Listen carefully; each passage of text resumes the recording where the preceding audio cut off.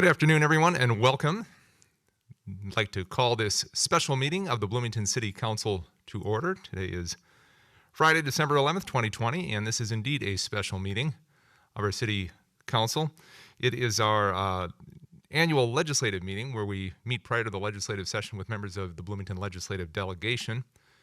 And it certainly is a special meeting because typically we do these in person, usually over breakfast, and we get everybody in the same room and discuss legislative policy and what our hopes and dreams and goals are for the legislative session. Obviously, we can't do that this year, but we're still forging ahead, doing it electronically, as we've been doing all of our meetings since March of this year. And so here we are. So I would like to start, I think officially we do have to call a roll of the Bloomington City Council, just to make this official. So Ms. Christensen, if you could please call the roll of the City Council. Thank you. Councilmember Beloga? Don't see him online. Councilmember Carter? Don't believe I see her. Councilmember Coulter? Present. Oh, thank you. Councilmember Lohman? Councilmember Martin? I'm here. Councilmember Nelson? Here. Mayor Bussey? Here. Let the record show we got 4 of the 7 members of the Bloomington City Council on hand, so we do in fact have a quorum of the City Council. And we also have members of our Bloomington Legislative Delegation and special guests. I'm not sure if I don't think we'll go around and do introductions right now. We'll do introductions as we start the discussion, I believe, because I think it's just a bit cumbersome, especially with Zoom meetings, to try and call on everybody and get the official introductions done. So we'll do that as we get into the discussion of our legislative policy. What I would like to do is move to item 2, our organizational business, the only item on our agenda today, which is our 2021 legislative policy discussion. And Mr. Shane Rudling from the Bloomington Port Authority is going to lead us on this. As I said, this is an annual meeting that the Bloomington City Council has with members of our legislative delegation, just to talk about legislative priorities and the agenda and the realities for the upcoming session.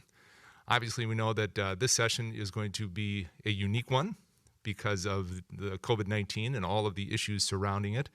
We know that our legislators, even though they officially adjourned in, I believe it was May of this year, they have been back numerous times in special session to address different items related to COVID-19 and different items related to pandemic-related issues and items.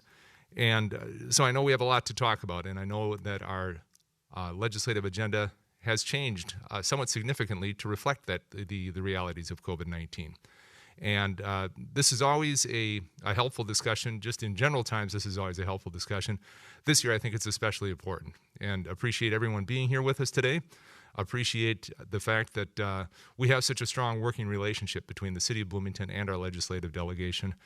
As long as I can remember, it has been as strong as possible and has been very beneficial to the residents of Bloomington and to the overall well-being of the Southwest Metro, to be honest, because as Bloomington goes, so many other communities go as well. And we're happy to be a leader and happy to be in a position where we can work closely with our legislative delegation, with the city staff, with our elected officials here locally, with our county commissioner, and bring about good things for the city of Bloomington. So with that, I would like to turn it over now to Mr. Rudling, who is going to lead us through the policies, and then we'll try and get through these as quickly as possible and turn it over to a discussion. And because I think that's where we have that's where this becomes most valuable, I think, is when we turn it over to discussion between council members and our legislators. So, Mr. Rudling, please. Thank you, Mayor, council members, Bloomington delegation, and other guests. So up to a couple of years ago, we had a long presentation by staff on the various policies that the city was proposing, either in the past or new ones.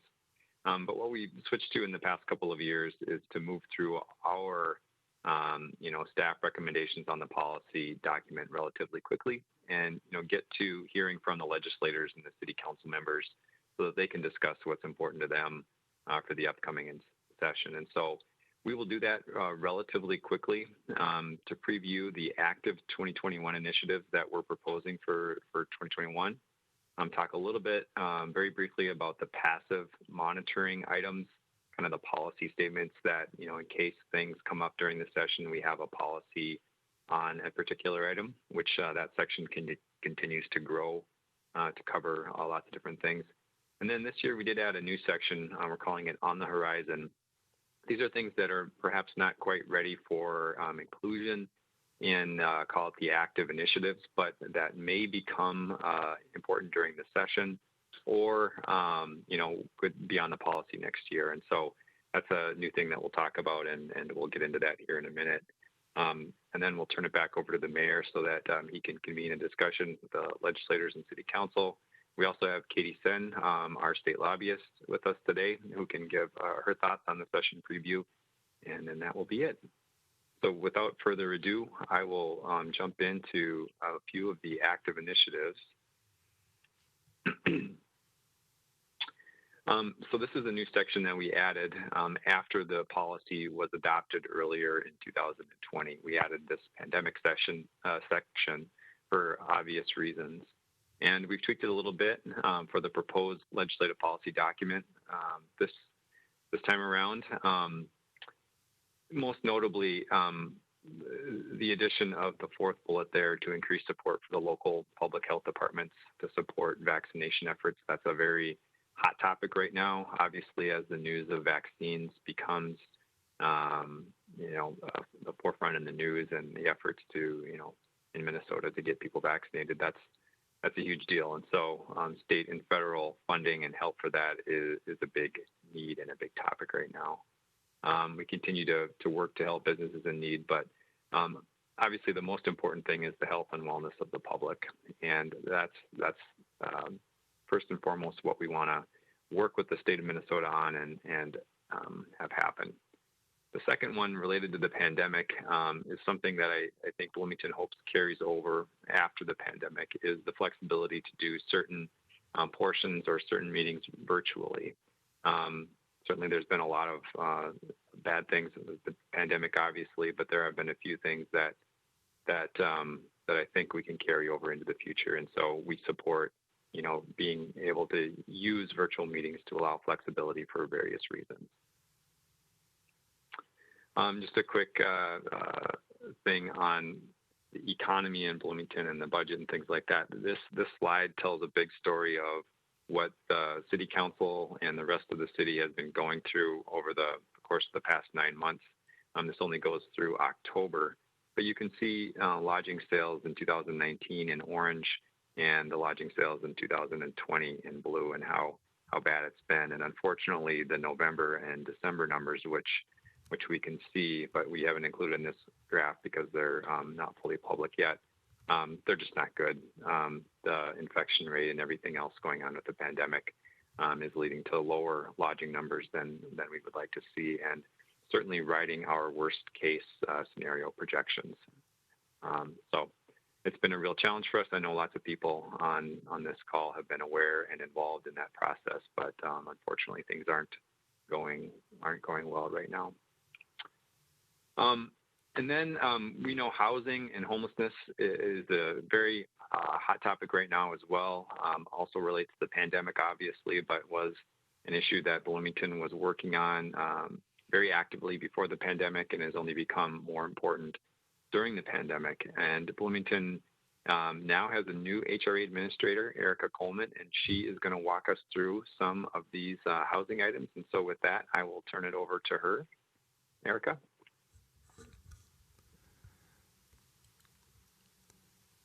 Good afternoon, Ms. Coleman. Welcome. Thank you, council members, Bloomington Legislation, and thank you, Shane. So I'm Erica Coleman, Housing and Redevelopment Authority Administrator.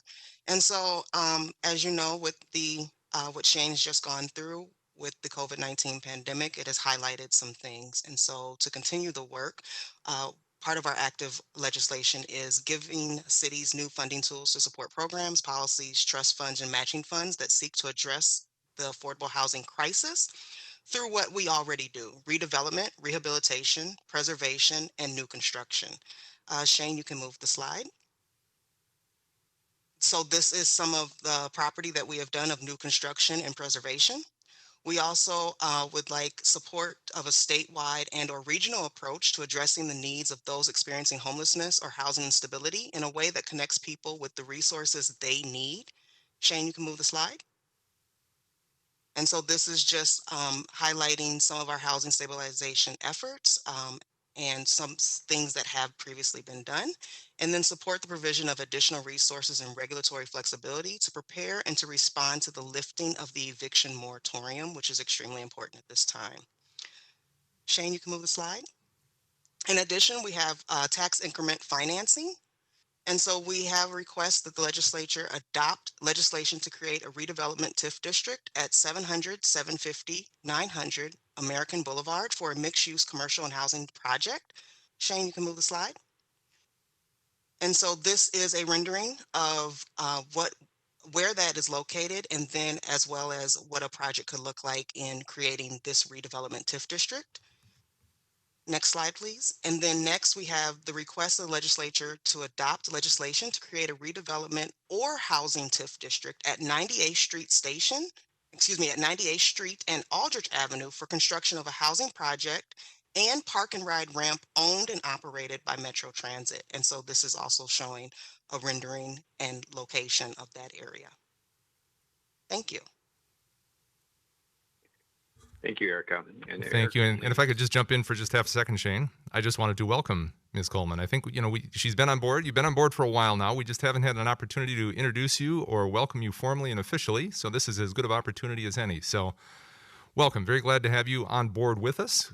So glad to have you in the position that you're in, and looking forward to working with you. And we will do this more officially and more formally, I promise, in the near future when we can get together and make it a little bit more official. But welcome, and glad you're here. So thanks for being with us.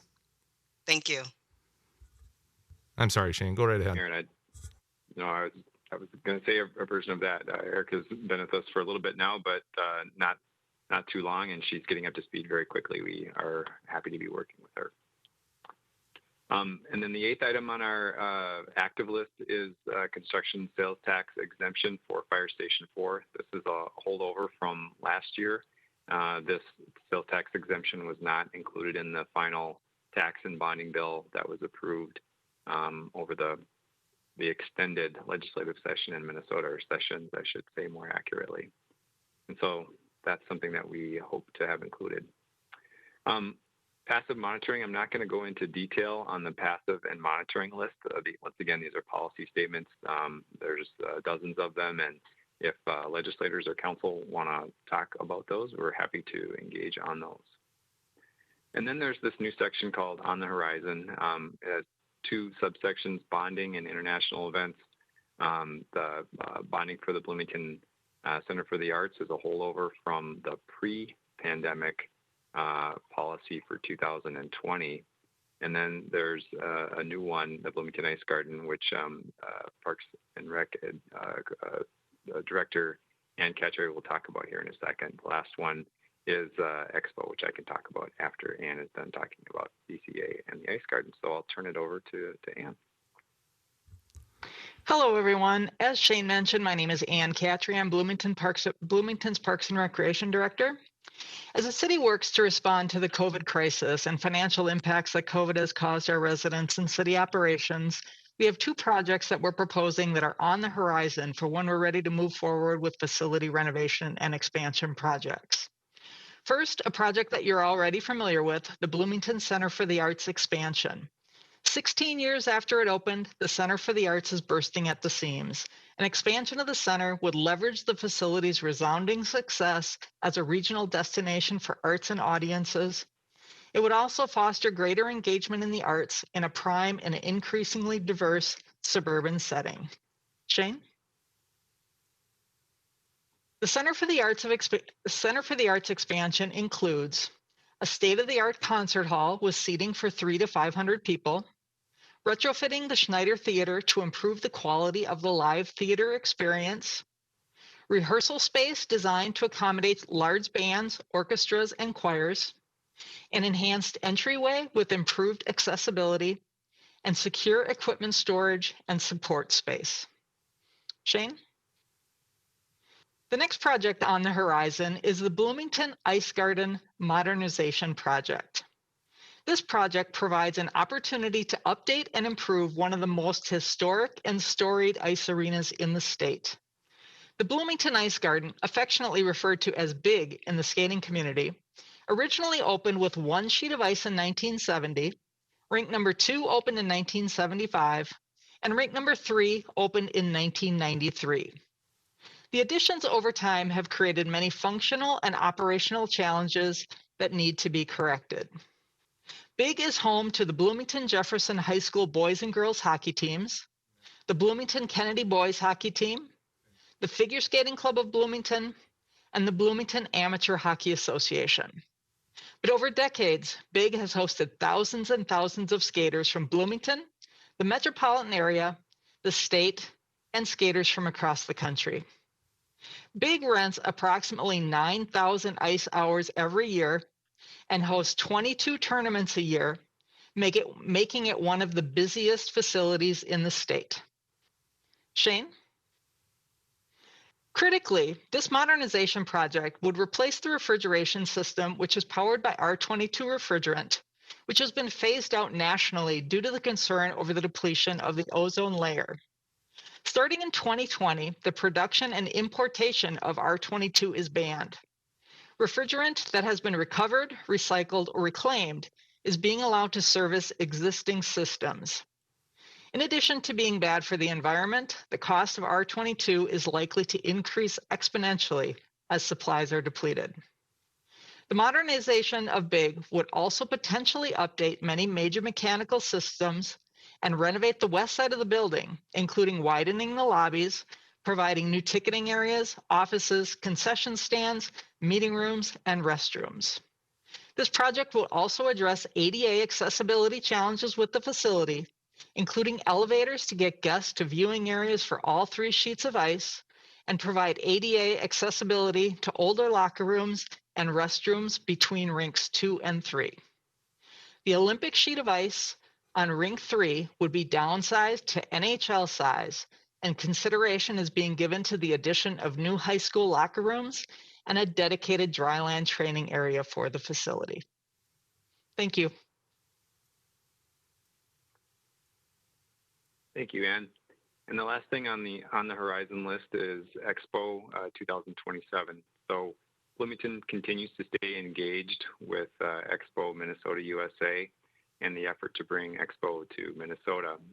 As everyone probably on the call here knows, we were very involved in Expo 23, and we've continued to stay plugged into that effort for Expo 27. And where that goes at the federal level now is unknown, but we still continue to be engaged in that process, and we'll be updating the council and port authority boards in the future as news comes out related to that project.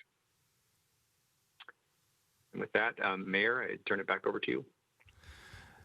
Thank you, Shane. Appreciate that. Appreciate the concise update. Council or legislators, before we get into the open discussion, I wanted to ask, are there any specific questions that you had of either Shane or Erica or Ann regarding the topics that they covered initially here?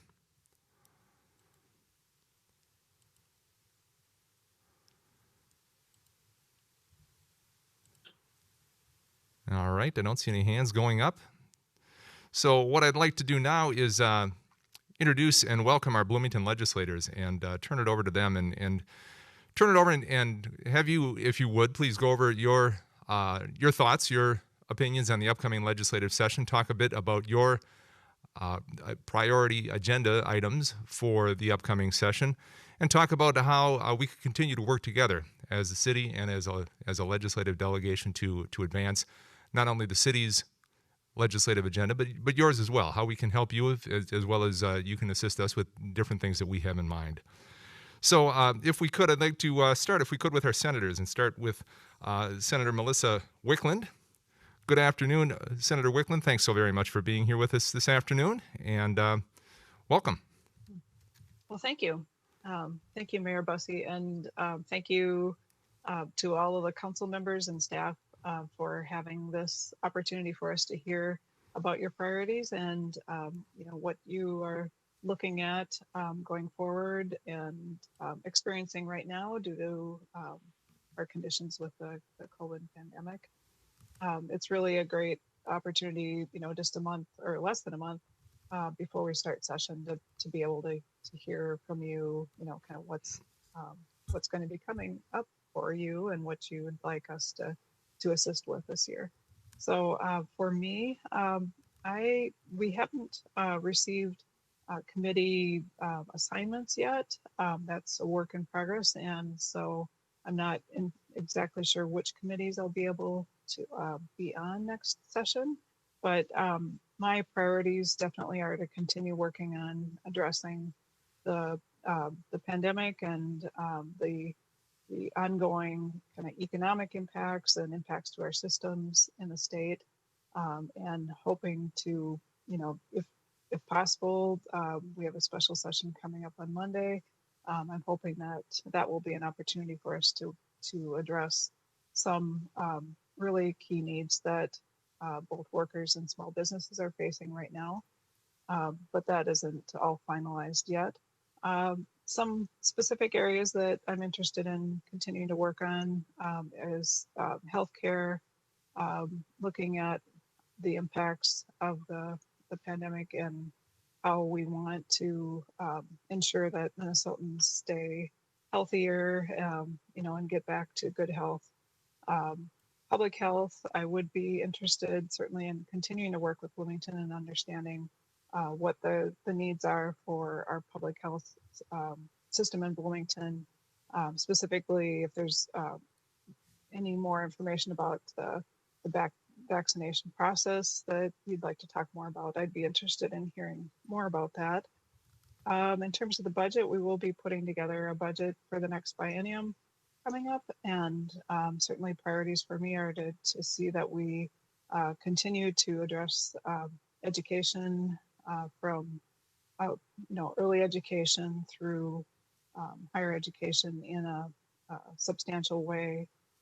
All of those systems have been very stressed during the last several months, trying to support our children's needs, and so I'm hoping that we'll be able to look at ways to address the educational system and our human services.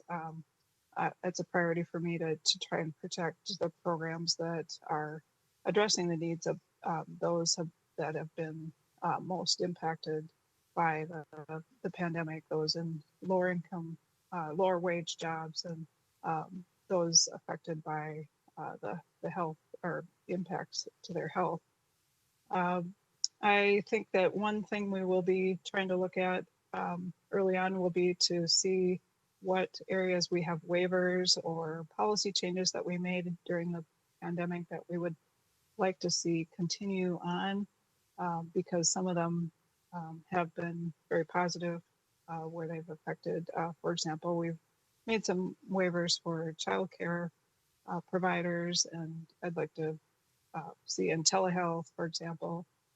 And so that's an area that I would like to work on. Are there things that we can learn from the pandemic that we can extend and keep doing as we go forward? So I'll stop there. That's kind of the main interest areas for me, but I'm happy to answer any questions about key projects or priorities that you'd like. So thank you again. Thank you, Senator Wickland. Council, any questions of Senator Wickland? If not, let's continue to make our way around the virtual table here, if we could, and move over to Senator Melissa Franzen. I believe Senator Franzen is joining us by phone this afternoon. Good afternoon, Senator Franzen, and welcome. Apologize for not being there, at least on the Zoom, but I'm multitasking with my kindergartner doing virtual learning, as I'm sure a lot of you can relate. So I will go right ahead and answer some of the questions of our priorities in the Minnesota Senate. As you know, Bloomington's priorities are our priorities too. So I'm excited to hear that some of the plans you've had in the past are still on your radar. And we are focusing primarily right now on the vaccination rollout in the state, and we've been briefed by NDH and stakeholders on what that's going to look like, at least. And I'm sure that you are all very intimate to that as well, with our having the public health system we have in our district, with Bloomington being at the forefront of that for our district. We are also, I do want to mention that I ran for a leadership position in the Senate, so I'm the suburban representative as assistant minority leader for the Senate DFL caucus. We also have a metro and a rural member that are also leads, and so that also gives me a little bit more intel in some of the inner workings of what we're grappling with. We have a special session coming up on Monday to extend the peacetime emergency with the governor, but also we are still working on some possible COVID relief, and a lot of it will be tailored. Hopefully, if we can get an agreement on some of these things that are still up in the air, and some of them might literally fall into place over the weekend. But it's small business grants, and we've been hearing from all different types of industries that if the government's going to pause their operations, that we should be able to support them and give them some sort of a lifeline until we get back to the quote-unquote normal with the vaccine. So we're trying to reach some agreement on that.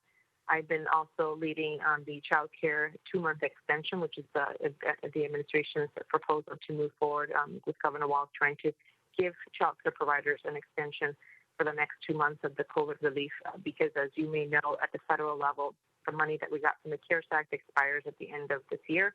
So there's no carryover, and we know that this industry is critical to get back to work and get businesses opening and getting back to that normal as soon as the vaccines get played out into place.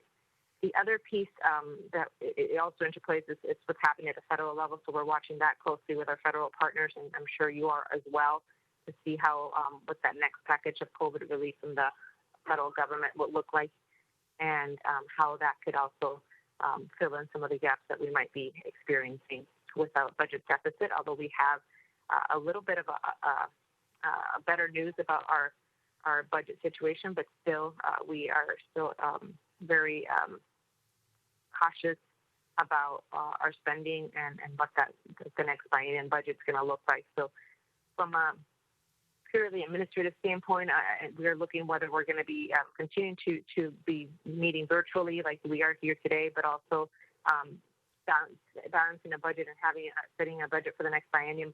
Part of that will have to take place in person. So there's talks about what that looks like being done safely with the Finance Committee, which I serve on, and I would like to continue to serve on as well in this capacity. And so some of that might happen in person at the Capitol, but we also have been talking about, and the Senate majority is asking us if we're okay with limiting the number of bills that we'd be able to introduce, and possibly amendments, just to condense the session to what's the bare necessity, not only because we won't be meeting in person, but also because a lot of the staff that works on these bills and all these issues that we work really closely with our staffers and getting bills drafted. So it's still fluid, but I just want to let you guys know that comes to fruition, which I don't think it will, but you never know. If we have a limit on bills and the ability to move those bills and to amend them through the process might look differently this year. I think that is the basic pieces of the puzzle, I would say. For me, it's the budget. How do we balance the budget? How do we take care of Minnesotans? And how do we get back to opening schools? And like I just mentioned at the beginning, balancing a 5-year-old right now and a 4-year-old, and my husband and I working from home. It's a challenge, right? When you don't have the support system, and we know that schools, for instance, are really so critical in getting us back on the right path. So I'm excited to potentially getting the vaccine to those frontline healthcare workers, but also to teachers and childcare workers, so we can resume operations as soon as possible. I'll just leave it at that. But thank you for all you do, and we, our phones and our texts and our messages and emails are obviously the best way to get a hold of us during this time. Don't feel shy if you need to text me at any time, because everyone else is. So So feel free to reach out to us, and we'll be able to give you the most recent information we have as things continue to move forward in this fluid nature of legislating remotely. I'll leave it at that, and thank you, Mayor Bussey. Thank you, Senator Franzen, and best of luck with the homeschooling. I tip my cap to you and to everyone else who's had to do that over the past 9 months. I know it cannot be easy, and appreciate and respect the work that parents are doing with trying to juggle everything else and being teachers at home as well. So well done. Thanks for doing that. Council, any questions of Senator Franzen?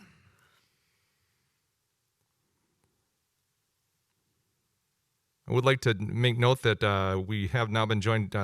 Councilmember Carter and Councilmember Lohman have joined us. Actually, they joined us a few minutes ago, and I didn't get a chance to jump in and introduce them or say hello to them, but they are now with us. Council, with no other questions, we can move on to our representatives. And why don't we start, if we could, with our representative, Mike Howard. Representative Howard, good afternoon and welcome. And I know even above schooling at home, you've got the interesting burden of that brand new baby at home. So that's got to be a handful. It turns out having 2 kids is a little more work than 1 kid we're learning with a baby, but it's a lot of fun. And like Senator Franzen, we've got a kindergartner doing Zoom. So it's a busy house over here, that's for sure. But glad to be here today, Mayor, and with everybody. And I always appreciate this breakfast, and I'm glad we're able to do it at least virtually and get coordinated on the same page ahead of what's going to be a really challenging, unique session. As everyone's mentioned, really the pandemic is going to be front and center. You know, our job is to continue to do everything we can to protect the health and lives of our community members while helping families and small businesses weather these economic storms because people are facing such hardships because of this virus. Through no fault of their own. And we need to be especially attuned to the folks that have been hit the hardest. And so in a coming budget year, overall, my priority is to make sure that we're not leaving folks behind. And because I think in this economy, we've seen some folks do really well during this pandemic, the large corporate entities, but small businesses, families, we're seeing huge racial inequities as well. And we need to make sure that we're laser focused in tough budget times on helping the folks that have been hurt the most. In particular, we also don't have our committee assignments yet, but I expect to serve on housing and make that a big priority. And I really appreciate the Bloomington, all that Bloomington's doing to focus on housing and ensuring that people can afford their homes and their legislative agenda. I think there's a lot of exciting ways that we can partner and tackle this really important work.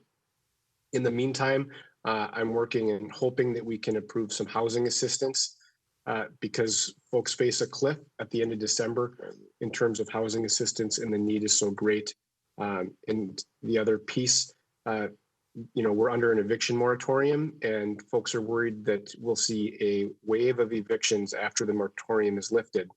I'll be working on legislation to ensure that we have an off-ramp, if you will, and that we can do everything we can to keep people in their homes, which we know is so critical, not just to the economic security for families, but to public health and safety, which is our priority during the pandemic. Beyond that, in terms of housing, I think that, with the tough budget at the state level, we have seen in past deficits the burden being placed on our local governments.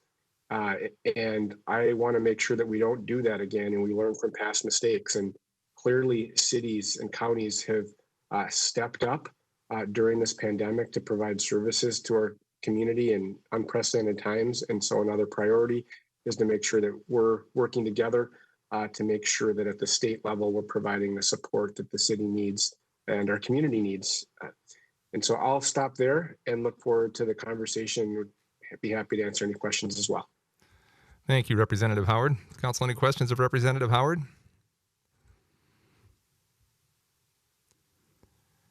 And I would agree with you, Representative Howard. The eviction moratorium issue has all of us here in Bloomington, I think, deeply concerned about what that means. And so appreciate you bringing that up and your leadership on that. Representative Elkins, good afternoon and welcome. Thanks for being with us today. Yeah, so as Representative Howard said, we haven't got our committee assignments yet. I'm kind of hoping to be able to serve on, much the same committees that I served on last time, which included both transportation and local government. So I expect to be continuing to be heavily involved in matters affecting cities. On transportation, I think since this is a budget year, transportation finance is going to be huge. We need to make sure that there's enough money to complete planned improvements to 494 and 35W. We did get bonding money to build the D-Line bus rapid transit, which will have its terminus in Bloomington. And personally expect to be carrying bills related to enabling cities to assess street impact fees and establish street improvement districts once again. And other big bills that I'm working on personally in other areas are related to consumer data privacy, healthcare pricing transparency, and the affordability of new housing that's being built. I expect to be working a lot with Representative Howard on housing issues this year. We do have a special session on Monday, and it looks like relief for hospitality industry in particular is definitely in play. So we have our fingers crossed on that for sure. But again, I hope to be in a position of being able to strongly support the city at the legislature again this session. Thank you, Representative Elkins. And more than anything, Representative Elkins, I think the fact that we've literally seen the change of seasons out your windows on Zoom calls since this has all started, this just shows how long we've been doing this, because your view has changed. We've watched it change throughout the course of this pandemic and the Zoom calls. So any questions of Representative Elkins? I was on one of these about 2 weeks ago, and a 12-point buck walked behind me right over here, and everybody on the Zoom was pointing at the deer. You got a great view there. Great view. Any questions, Council? If not last, and certainly not least, is our former colleague on the Bloomington City Council, Representative Andrew Carlson. Good afternoon, Andrew, and welcome. Well, thank you, Mayor. Can you guys hear me okay? Yes, we can. All right. Well, I was diligently taking notes as my colleagues were kind of walking through some of our hopes and dreams for this upcoming session. And I won't spend too much time kind of recapping, because I think they were really spot on in terms of some of the work that lies ahead of us. I will say this, that, now that we do know what the House committee structure looks like, that's a bit of a clue in terms of what the House priorities will be going into this year's session. And with those chairs now being assigned to people with a great deal of passion and expertise in those areas, so I think those chairs will provide good leadership in continuing the conversation in these areas. So I think we're off to a good start. And beyond that, some areas of interest I think align a lot with, as a suburban community, and seeing what was highlighted in the part of Bloomington in terms of its priorities, and trying to manage expectations in terms of what can get done in light of some of these bigger issues. Obviously, dealing with the current pandemic and getting us through that, as well as the budget issues that are directly related to that. But anything else that can be done, in looking just through the list of Bloomington priorities, that's hugely helpful in having that that list, so that Bloomington's always been wonderful in a moment's notice of providing expert testimony on a variety of issues. So we're hoping that everybody has their headset ready and is available at a moment's notice to come testify at the Capitol. So thank you for your past willingness to support us, and I'm sure that you guys will be willing to assist in the future as well. I don't know what else to add in terms of ideas. I think I just would say that in uncertain times, allowing for great flexibility is a real strength, especially on the part of the city. The city does have a lot of experts in a variety of subject matter, and their ability to kind of come and share that suburban perspective is greatly appreciated. Um, I'll have my obvious interests in taxes, as well as in state gov finance. Um, Transportation, of course, is an area where I share a lot of Representative Elkin's passions as well. We'll see what can get done on that front, especially being a bonding year. So thank you again for bringing us all together today and having this opportunity to hear from staff, to hear from council members. Happy to, I see we're allowing for plenty of time for questions, so we can get into that. And I'll just mention that I'm a little bit envious of Representative Elkin's view. I'm kind of stuck down here in the basement, so I have no idea if it's snowing or raining or what's going on outside. So I'll have to take a break after this and look out the window. Thank you, Representative Carlson. Council, any questions of Representative Carlson?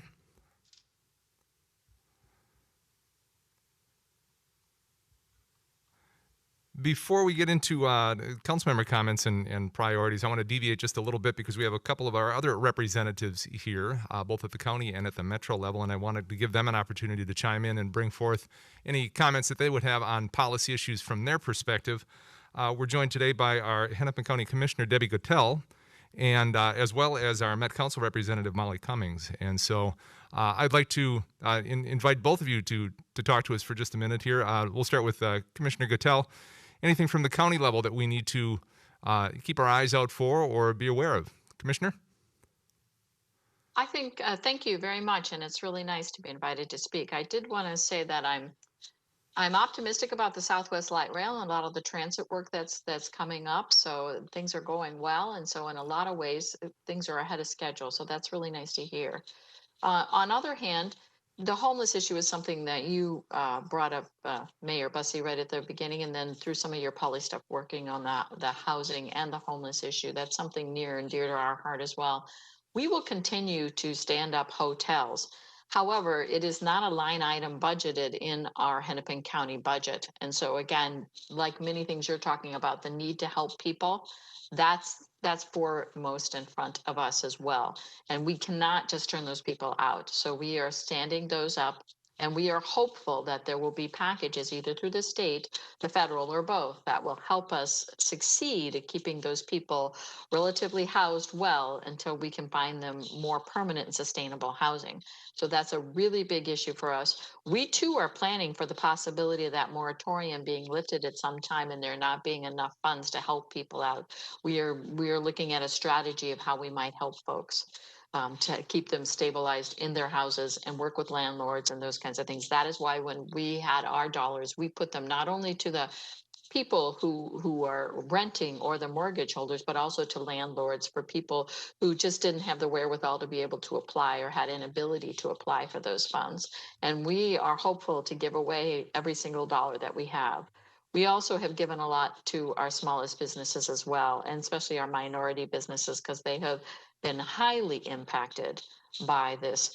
And then we've had to reserve a large portion of dollars to pay to our hospital to stand up our hospital and keep that hospital up and running. And of course, we're in the 90 percentile of capacity at the hospital currently, and a lot of the ICU beds are used, and we're going to continue down that path again without COVID dollars.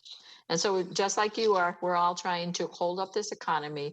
We're hopeful that there will be some more coming our way, and we're hoping for a better year come 2021 when we can help get that vaccine out as well. I know your Department of Health is working on that. We are as well, trying to figure out, and I believe HCMC is one of the hubs that will be getting some of the vaccine soon. So we'll be starting that program relatively shortly, within probably a week's time. Thank you, Commissioner. And thanks for your work at the county level and to everyone at the county. I know, yes, you've taken on a lion's share of this burden in terms of not only the health aspect of this pandemic, but the social service aspect as well. So thank you to our partners at Hennepin County for the work that they've been doing. You're most welcome. Council, any questions of Commissioner Gattel? If not, let's move on to our Met Council representative, Molly Cummings. Commissioner Cummings, good evening or good afternoon. I know you were having some technical difficulties earlier. I hope you're back with us and you're able to share with us what's going on at the Met Council.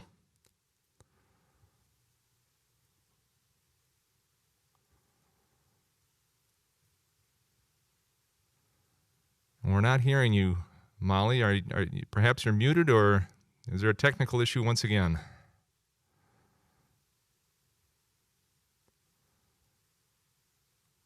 And now she's disappeared completely from my screen. We'll have to double back perhaps to... She's on the screen. She just moved. Oh, there she is.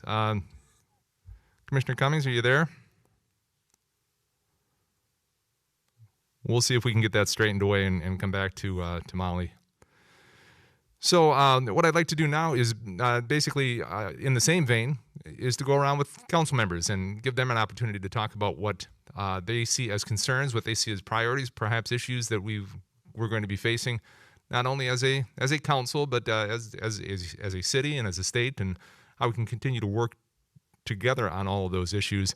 And so, council, happy to entertain any of your thoughts and opinions on this as well. Why don't we let's just make our way around. Let's start with Councilmember Coulter, because he looks like he's deep in thought there, and I know he's got plenty of them. Councilmember Coulter? I'm always deep in thought. Well, thank you, Mayor. I think, what I would say in terms of my priorities, I think a lot of them have already been touched on by our legislators, which is, of course, really good to hear. We know, of course, housing is, we were in a housing crisis before the pandemic, and it's only gotten worse since. And I just want to, urge our legislators to continue not only supporting efforts to address it, but specifically focusing on efforts that support renters and tenants and folks on that side of the equation. I think a lot of what I have seen has been sort of on the other side, on the landlord and the developer side, which is not unimportant. But I think we need to make sure that we're supporting the folks who have been most directly harmed over the last few months. Again, supporting workers, I think, goes along those same lines. And in particular, I was glad to hear that Senator Franson's been working on childcare. I will tell you now, being 3 years on the city council, I am hearing far more about childcare than I would have expected when I was running. And I think that really speaks to, sorry, my wife is texting me from upstairs, that I think really speaks to the centrality of that issue and how important it's certainly become over the last few months. And then, on sort of a more sort of locally specific vein, one thing I know we have talked about at the council level is just in instances of emergency, flexibility in terms of different revenue sources, whether that's, through whatever economic development authorities we have or other options that are available to us as cities. In times of emergency, I think we need to be nimble and creative. And then the last thing I want to bring up, and this is on my mind because actually just before this, I was on a meeting, the State Community Health Services Advisory Committee. I'm the city's representative to that committee, and we heard from Commissioner Malcolm about some of the initial efforts as far as vaccine distribution and that kind of thing. And I want to urge legislators, we have an incredible public health department here at the city of Bloomington. I just want to urge you as strongly as I can to reach out to our public health staff. They know the community well. They know everything that's going on. And I think they will be incredible resources for you as you move forward. So those are my thoughts. Thank you, Councilmember Coulter. Councilmember Lohman. Good afternoon. Welcome. Thank you. Hopefully you can see me as well here. Had a little bit of trouble getting in to the meeting here. Certainly staff is probably laid out, and I've heard several of the priorities that have already been mentioned before that I certainly agree with. But just a few things that I wanted to just point out is around sustainability. And one particular issue that kind of continues to be a sore spot for me is the snow removal process that we have in a lot of our parking lots across the country, and how we are able to apply that salt and how that ends up in our local waterways. And so if we can continue to be focused on that in terms of trying to reduce that clean water, that's such a vital resource, and will continue to become a more pressing issue, and want to just be sure that we are doing everything we can to try to loosen up some of the processes around that, so we can reduce the amount of salt that ends up in our waterways.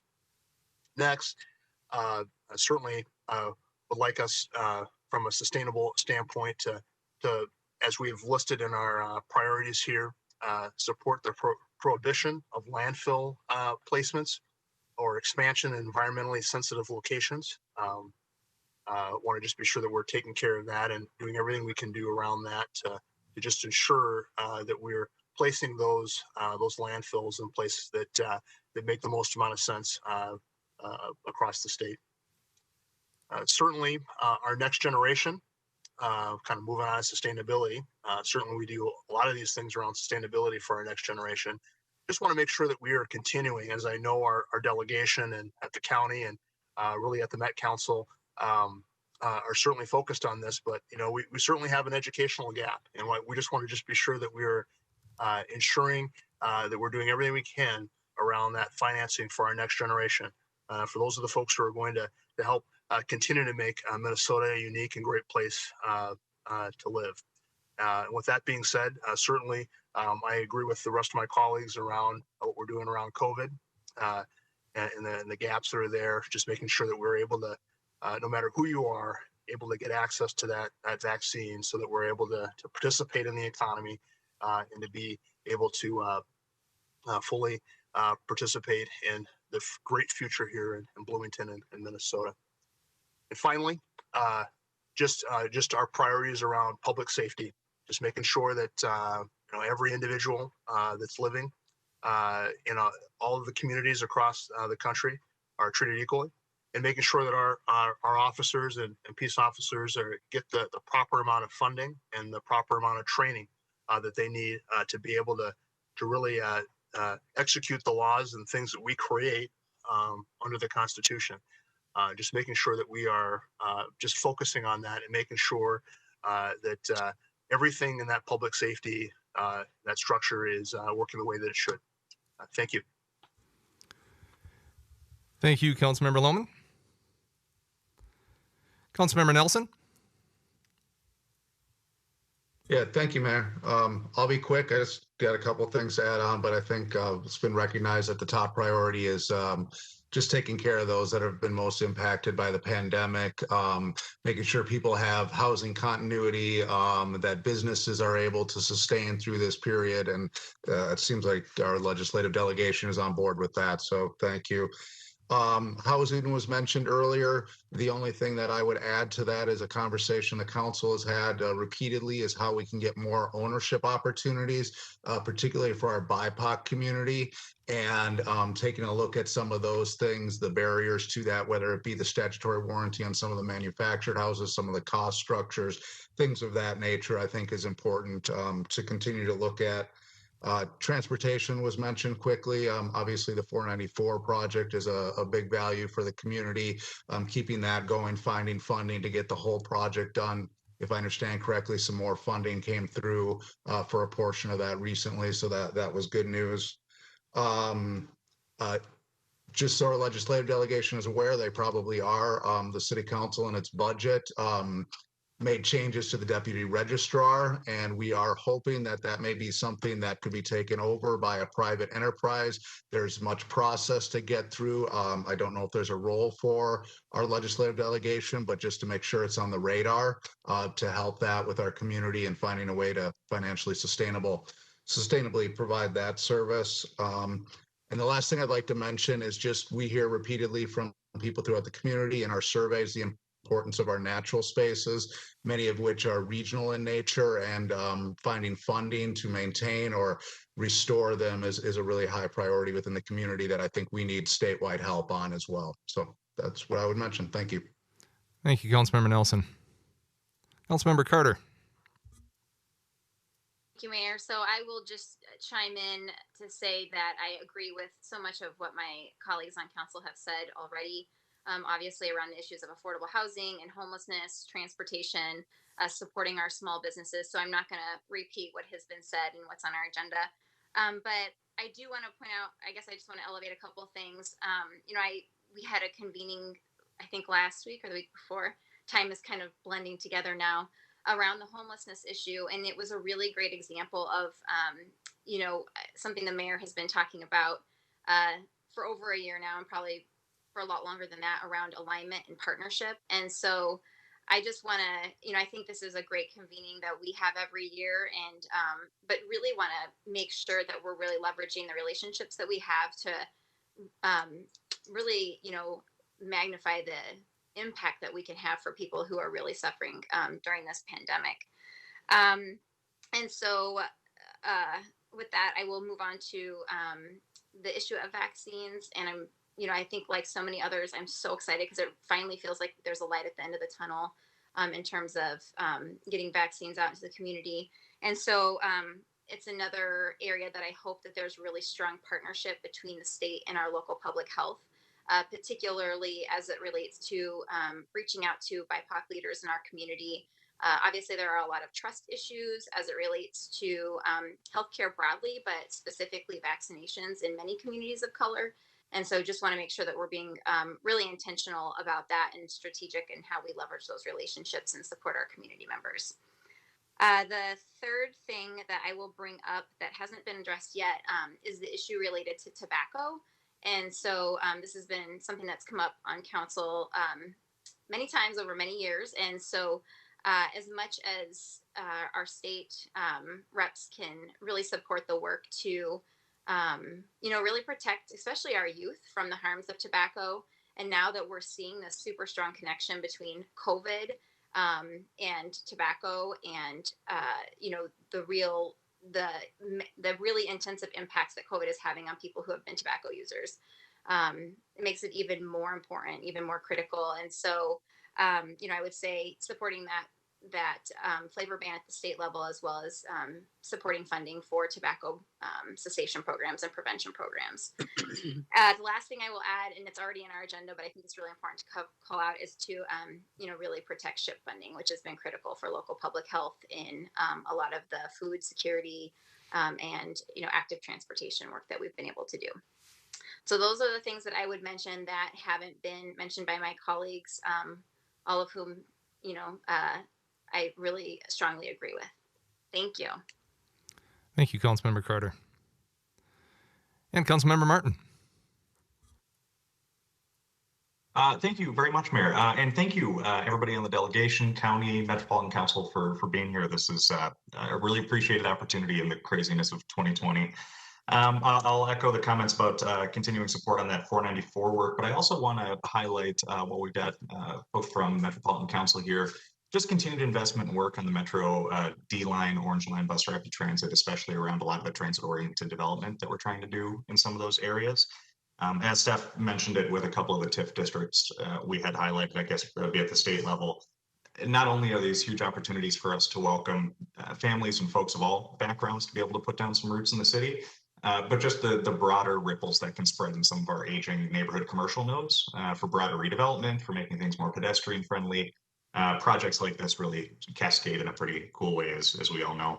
And the last thing I'll highlight is just our general parks master planning process that we're approaching about the halfway point right now. Just everybody keeping an eye open for areas of collaboration. When we're doing a long range plan like this, where we're looking at the recreational projections, what are people going to be wanting to do 20, 30 years out from now to keep the system relevant? I think having that regional and that statewide perspective for where gaps in the existing system might be would be really helpful as that starts to come together. And I'll just note, while I don't have any 12-point bucks wandering through the shot, every once in a while this guy down here shows up to chew on something very noisy. So that's about what I've got. Thanks all. Thank you, Councilmember Martin. I'll just, without being redundant here and repeating what everyone else has said, I will say that I agree with what everyone else has said. But at the same time, I did want to make sure that we called out specifically, and I think Senator Wickland brought it up earlier, this need for investment and support, not only small business in general, which is an absolute dying, definite need at this time, but specifically for the hospitality industry, and here in Bloomington in particular, that we need to address that in some way, shape, or form. Obviously, it's an enormously important part of the Bloomington economy, and frankly, the Bloomington hospitality industry is an enormously important part of the metropolitan and the Minnesota hospitality economy and industry. And so we absolutely need to look at ways to make sure that we get to the other side with our hospitality industry intact. The other issues, I think Councilmember Nelson brought up, the issues of 35W and 494. We need to continue to keep our eye on that. I think we have a good start on it, but I believe we've left ourselves short in terms of funding to really, truly, and fully complete that project the way that it needs to be done, the way that we've been waiting 50, 60 years to actually do that, and we need to get that done, and it's an absolute necessity. And as I mentioned, just the general notion of small businesses, making sure that we take care of our small businesses and our larger businesses. We sometimes we break the two out, but what they do, they are our Bloomington economy. They are the economy of the metro area, and we've got to take care of them and do what we can to help them. And then the final pitch I'll make is one that I've made on a number of different topics in a number of different ways, but I do think it bears repeating once again, whether it's any of these transportation issues, whether it's the housing issues, whether it's the issue of homelessness or affordable housing, for that matter, the hospitality industry issue, that we can't carve out just Bloomington or the Southwest Metro or a certain area. These are metro-wide issues that need to be dealt with on a metro-wide basis. We really do need to look at them holistically and comprehensively, and it's important for us to work about, to think about and to work towards solutions and issues and things that are good for Bloomington, absolutely.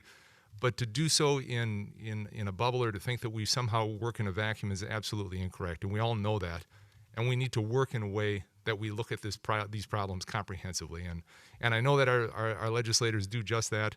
I would strongly encourage you to strongly encourage your colleagues to look at it in that way as well, that this pandemic has shown us that we're in this together, and we rise together and we slump together, and I'd rather all rise together if we could and get the work done that we need to get done. So with that, I believe Molly Cummings, I think we have the technical issues worked out. Met Council Representative Cummings, are you available? Can you speak to us? I'm here, and my microphone shows it's on. Can you hear me? We can indeed. Welcome. Thank you so very much for your patience. Thanks for being with us this afternoon.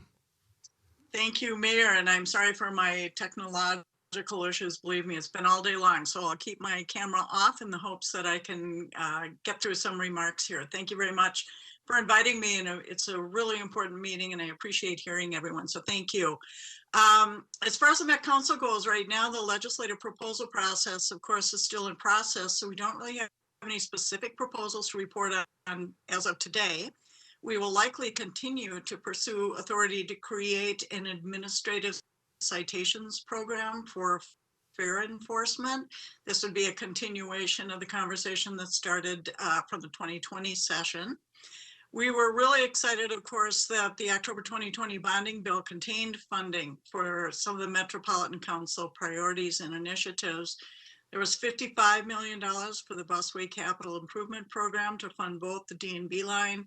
The D line is running, of course, from Brooklyn Center to Bloomington with the southern terminus at the Mall of America. We've got $5 million for the Regional Parks and Trails Grant Program, $5 million for inflow and infiltration mitigation grant program, and over $28 million in pass-through grants to specific regional parks projects. The Metro Orange Line construction continues along the corridor, and the work has been undertaken at the Knox Avenue Transit Underpass, the Knox Avenue and American Boulevard stations, and the I-35W 98th Street stations. In addition to that work, a connecting bus plan for the Orange Line is in development, and public meetings will be scheduled in February to obtain input on the concept plan that'll be released in January. So we'll be looking for lots of input on that. Our proposed budget that we just approved the other day will hold steady the levy increase at 0% in 2021.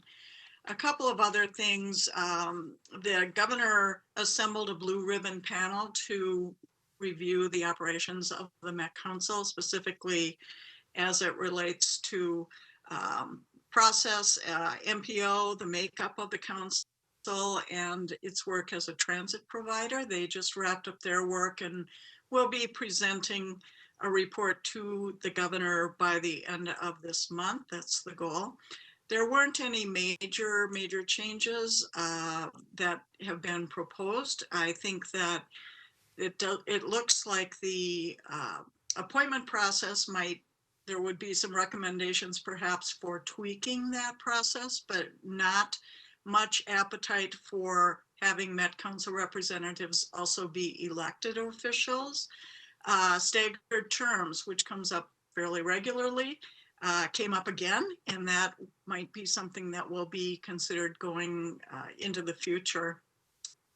So we'll see. That report should be coming out in the first part of 2021. Metro Transit Police are partnering with the Citizens League to review safety issues and just the functioning of the Metro Transit Police Department. So that is ongoing. And again, we're trying to take a really comprehensive look at the MTPD and get lots of input from stakeholders, so that we will wrap up probably first quarter of 2021 as well. As far as housing goes, of course, we have the same concerns and the same questions around affordable housing, knowing that there is not enough. Kind of an interesting thing that the Community Development Committee just approved to recommend for full consideration by the council is a partnership with Edina. They had a $2 million fund, and so they are looking to purchase some single family homes with that $2 million. They don't have the infrastructure to run this program, so they would partner with the Met Council. They would lease for $1 annually to the Met Council. They would be responsible for rehab and so forth. And then the HRA would attach project-based voucher rent assistance to these units and lease them to low-income families that are currently on the Metro HRA's waiting list. There's a lot of excitement, both from the city of Edina and certainly from the Met Council's point of view. If there are houses that are available, especially that may be larger homes, 3-bedroom, 4-bedroom possibly, and maybe we can address some of those concerns because there certainly is a lot of demand for larger homes as well. We're hoping that, there are a lot of things that's brand new. It's kind of a pilot program because we've not done anything like this, but we're hoping that if this is successful, that perhaps it will serve as a model with other communities who may have some housing dollars and want to partner with us for operating them as part of our Metro HRA. So that's pretty exciting. Certainly, as far as transit goes, the pandemic has really shown that transit is part of our critical service infrastructure. And thousands of essential workers are relying on our buses and trains to access their jobs, care for their loved ones, tend to essential needs.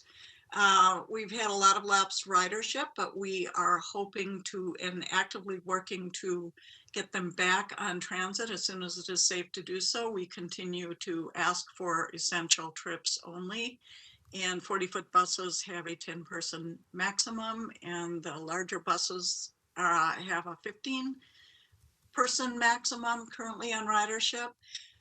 Currently, our network is very challenged financially. As we know, we're running a smaller schedule and expect to do that as ridership is down dramatically on our buses and trains. But we're really facing some financial challenges, and we know that we have many supporters, and we really, really need to find a way forward to fund transit that isn't reliant on one-time funding. So those are some of our issues and some of the things that we're looking at, that we're currently working on going into 2021. Again, trying to partner in any way. So if there's anything, any way that the Met Council can partner on, there's so many wonderful ideas and thoughts and concerns that have come forward in this meeting today. So if you have thoughts about things that we might do together, I think, Mayor, you're absolutely right. We certainly are all in this together. And if we can try partnerships, do partnerships, look at things differently, we're certainly reviewing everything we're doing and seeing what we can do as we come out on the other end of the pandemic. Please let me know. And a couple of Metro Mobility buses, because they are not in use as much as during normal times. So we're using that. We pivoted and have been really creative on the use of that. We're still continuing to get essential workers to their jobs, medical professionals and so forth, and there is no charge for that. We have been running runs from food shelves to individuals in facilities that need them at no charge. We're able to take people who are dependent on Metro Mobility to pick up prescription drugs and so forth. So we're trying to be creative. So if you have other thoughts on that, our TAP program, which is geared toward lower income residents and users of transit, you can travel for $1. We've expanded that to include anyone who is currently receiving unemployment benefits. So that can be very, very helpful. And anyone who is seeking asylum in this country and is living in Minnesota. So there are lots of ways we're trying to address some of the unique needs that have shown themselves, and happy to help get word out, partner, do whatever we can to move together as we come out the other side. So thank you very much. Happy to answer any questions if there are any. Thank you, Councilmember Cummings. Any questions of Councilmember Cummings?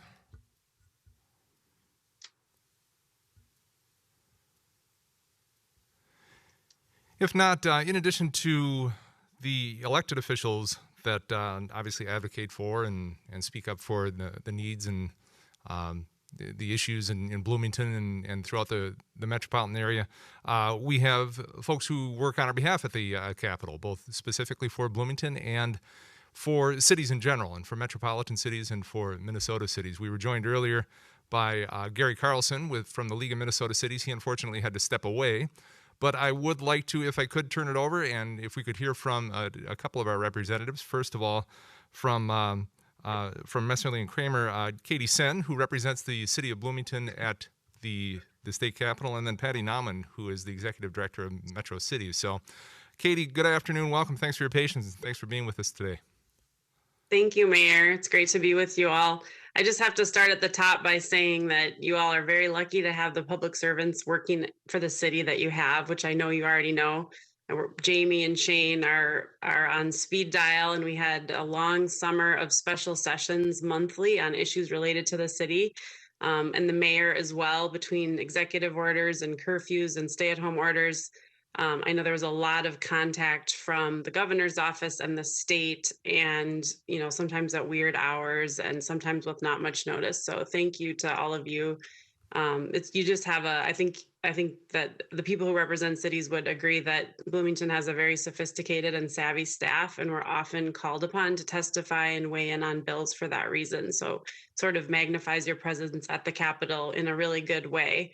Also, your legislative delegation, we're lucky to have more experienced legislators, not only from their tenure at the Capitol, but from previous experience, either, on the city council or working in the House, or being on the Met Council. I mean, and so it gives us a huge advantage, and they do a great job of keeping us looped into what's happening and really keeping an eye out for Bloomington residents and property taxpayers, and those things just make a really big difference. I kind of can't underscore enough what a difference that makes in trying to pass your platform at the Capitol. So a couple things about session preview. We've already, discussed a lot of specifics, but just sort of the 10,000 foot level. It's a budget year this year, so a budget needs to be passed by July 1st. As you've probably seen in previous budget cycles, which are every other year, if that doesn't happen, there's a shutdown until that does happen. And so this is a year where that needs to happen. Next year's a bonding year. And so the hope is to pass a bonding bill, but there's not sort of that same threat of needing to do it and the same pressure. The budget forecast, which just came out last week, showed a kind of reversal of what had been projected in May. Or at least really good improvement from the state budget, rather than a $5 billion deficit going into the next biennium, which is 2022 and 2023. There's about a $1.3 billion deficit. So still a deficit, but much smaller. And in the current budget cycle, which ends on July 30th of 2021, there's actually a surplus. And so, what you heard the delegation talking about already is proposals right now for the special session in December that are really aimed at helping businesses and small businesses, and especially the hospitality industry. So we're following those really closely right now. Looks like the agreed upon proposal on the business aid side is about $216 million. Some of it goes directly to businesses through checks for the Department of Revenue. About $100 million of it will be distributed through counties to businesses and nonprofits. And then about $14 million is for convention centers and theaters. The other piece of the puzzle, the aid, the unemployment insurance, and other programs that would help individuals more directly and workers, is my understanding hasn't been agreed to yet and is still being worked out. But I think there's some hope that aid could flow out, and that's because of that surplus that was projected just last week that's allowing us that money to be available. The only other thing I'd say about the election is that there was kind of a status quo in terms of same parties controlling the House and the Senate, same leaders. The majorities, the numbers changed a little bit, but mostly kind of similar to where we were last session, which is kind of unusual to have everyone up for election and have pretty kind of similar leadership and majorities. And so that we'll see how that plays out this budget cycle. But I would also just underscore all the partnerships the city on a weekly basis during session, we're talking with people at Metro Cities, Patty Nauman and Gary Carlson at the League, and folks from Met Council, who we worked really closely with on that $55 million in the bonding bill, 494 Corridor Commission, which is pushing the funding all along 494, Municipal Legislative Commission, Hennepin County. We have a lot of shared priorities. And so those partnerships also really help at the Capitol, and all the conversations that city council members and delegation members have offline kind of help along the way as we're trying to solve problems for the city. So that's all I have, Mayor. Thanks for inviting me. Absolutely. Thank you, Katie. And Katie is fantastic. She's a great representative for Bloomington at the Capitol and does outstanding work for us. So thank you so very much. And last but certainly not least, from Metro Cities, Patty Nauman. Good afternoon, Patty. Thanks for your patience. Thanks for being here with us this afternoon. Appreciate your spending time with us. Thank you, Mayor and council members and staff. It's really good to be here today, and this has been a really excellent conversation to hear, both from your city officials and your state representatives and senators. And I agree with Katie. You do have a very good team at Bloomington, and we rely on you a lot. So just a couple of pieces. I won't go into much detail here, but I think Representative Howard mentioned in his comments that sometimes cities and counties, local governments can kind of be first at the plate when the legislature is, looking if they do need to make cuts. And certainly there is a surplus now, but I think we're all probably taking that with a bit of a grain of salt and just not knowing quite what's around the corner, or even with the February forecast that will be released as the legislature gets underway, and they'll use that to determine the budget. So I really appreciated that comment because I think it tends to be true. Certainly there are kind of bigger buckets of money that, if there's unallotments occurring or cuts that are just frankly, can be sort of low-hanging fruit.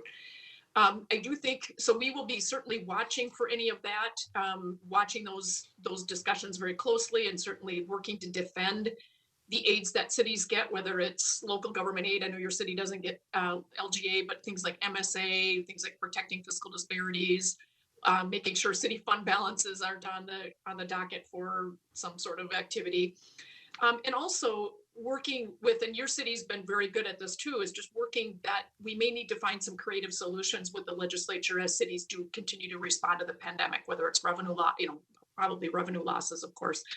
And those can be very hard to those can be really uphill sells. And so we will certainly be relying on the city as we need those things in the future. And just a couple of other pieces. Metro Cities, the board of directors for Metro Cities, your city manager, Jamie Verbrugge, is a board member. Our board will be setting its legislative priorities. I expect that they will include a very big focus on COVID assistance, continued COVID assistance, as well as making sure that the housing funding is on the table if there is, is policy or funding that's going on. Also the transit pieces and just sort of the transportation, those are big issues for the region, and we will be watching those closely. The Blue Ribbon Committee of the governor on the Met Council, and certainly it was a governance committee, but it also focused on transit. There could be some big changes that get proposed, or new types of changes that get proposed. And we did have a lot of discussion this year in our policy process on those issues. But really bottom line, I think, is just the whole issues around COVID. We have seen some of the implications, haven't seen all of them yet. And what's coming down the pike is something that we're all, I think, kind of bracing for, and certainly will be playing probably a lot of defense, but also, again, trying to work creatively on responses to help cities get through it. So thank you very much for having me today here. And I just really appreciate the work the city does on so many different things. So. Thank you, and we appreciate your leadership on municipal and metropolitan related issues. So thanks very much. Thank you. Well, we are, it always seems we fill the time that we have. That seems how it always works. We've just got a couple of minutes here, and I would like to, on one hand, be respectful of everyone's time and let us make sure we get out of here on time, but also to see if there's anything else, anything that hasn't been said yet that needs to be said, if discussion that needs to be had, any issues that need to be brought up before we part and go our separate ways. And I've got a lot on my screen in front, so if you have something, give a big wave. I see Councilmember Coulter's hand come up, and I saw City Manager Mr. Verbrugge will want to speak also. So why don't we start with Councilmember Coulter? Thank you, Mayor. I meant to mention this earlier, but I just briefly wanted to thank our legislators for the work that they did over the summer, and Katie and Jamie and Shane as well, with regards to the discussions that were happening around the Mall of America and TIF funds. And that was really, really well done work. And I appreciate the work that was done on behalf of the city with regards to those discussions. So I meant to mention that earlier, and it slipped my mind. So thank you all. Absolutely. Mr. Verbrugge? Thank you, Mr. Mayor and council members. I also want to echo Councilmember Coulter's gratitude for our legislators. I want members of the community who may be watching this to know that not only are we very well represented at the other levels of government, but we're also fortunate to have good partners there.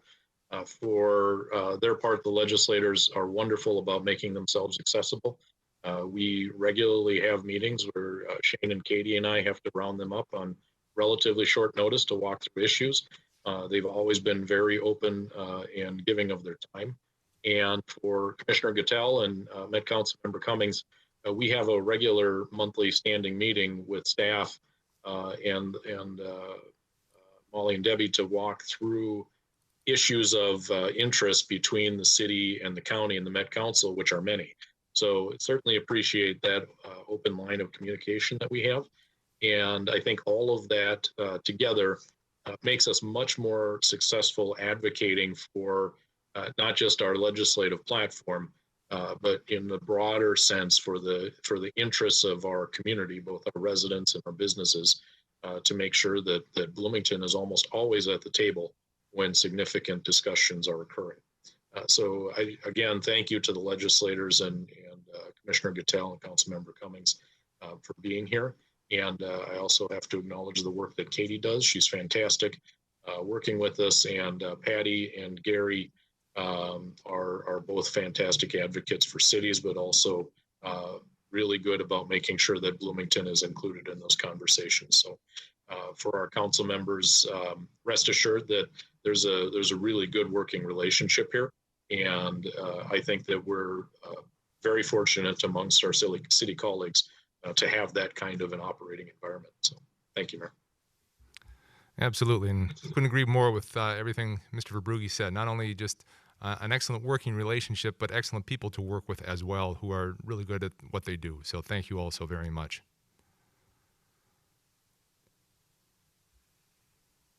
Folks, anything else to bring forward?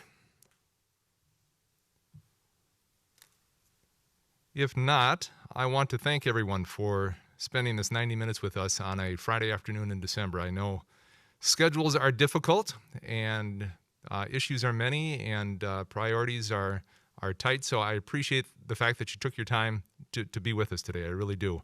It means a lot that you would step away from everything else you have going on for this discussion with the city of Bloomington, and it is deeply appreciated. I appreciate the council members for being here as well. I know that everybody's got a day job to worry about, and to be able to step away for this period of time, again, greatly appreciated, and give a hearty thanks to your supervisors as well for allowing you the flexibility.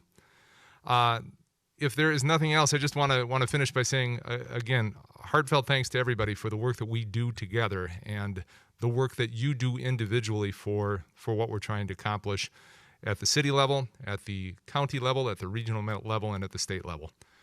It really is a strong team. And as Mr. Verbrugge said, I think we are the envy of a lot of folks because we have such strong working relationships and such good people in place to get that work done. And it doesn't go unnoticed externally, and it certainly doesn't go unnoticed internally as well, how fortunate we really are. So thank you all so very much. I want to say, everybody, I hope you have a great holiday season. I hope you stay healthy and happy, and all of your family and loved ones do as well. With that, Council, I think we officially have to have a motion to adjourn. If we could, Council, a motion to adjourn? So moved. Second. We have a motion and a second to adjourn this special meeting of the Bloomington City Council. Hearing no further discussion. Ms. Christensen. Thank you. Councilmember Carter? Aye. Councilmember Coulter? Aye. Councilmember Lohman? Aye. Councilmember Martin? Aye. Councilmember Nelson? Aye. Mayor Bussey? Aye. Motion carries 6-0. We are officially adjourned. Again, thank you all so very much. Stay healthy.